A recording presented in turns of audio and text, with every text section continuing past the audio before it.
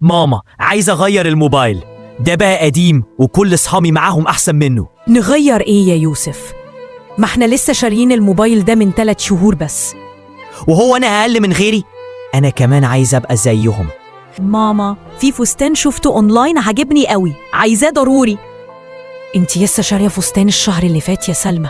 ما هو غيره وانا عايزاه خلاص. انتوا ايه مش حاسين بينا خالص؟ ليه مش مقدرين الظروف اللي احنا فيها؟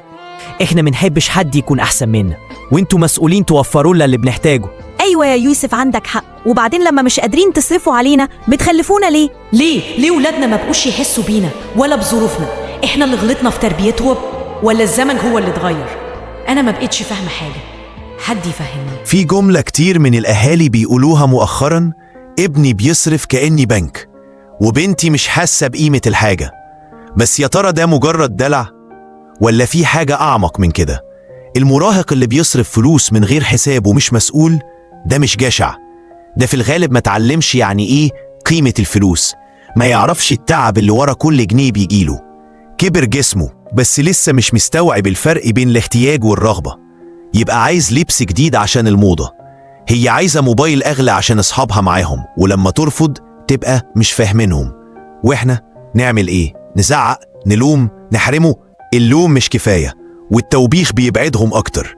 المراهق محتاج يسمع حكاية مش محاضرة، يشوف نموذج مش نقد. لو شاف أبوه وأمه بيحسبوا قبل ما يشتروا، بيشكروا على القليل، هيتعلم ده من غير ما نقوله.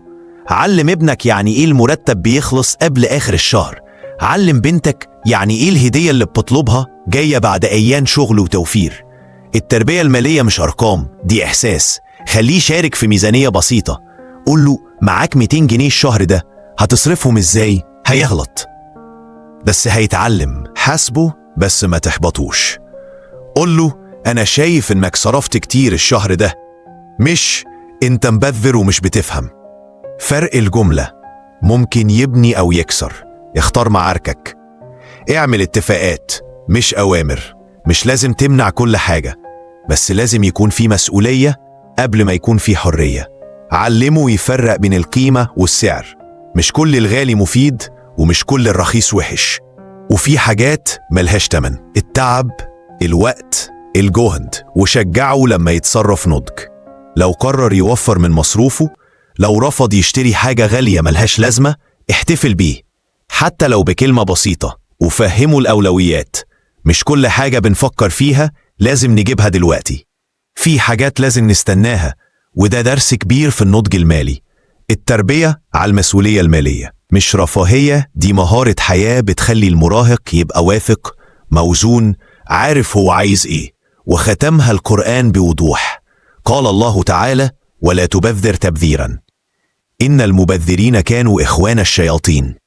تبذير الفلوس مش بس خطأ تربوي، ده ذنب كبير. علم ولادك يشكروا على القليل علشان يعرفوا قيمة الكتير، وابدأ دلوقتي مش لما يتعودوا.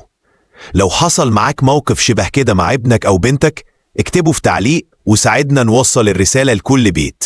شارك الفيديو، يمكن كلمة تغير أسرة كاملة. دمتم في أمان الله ورعايته.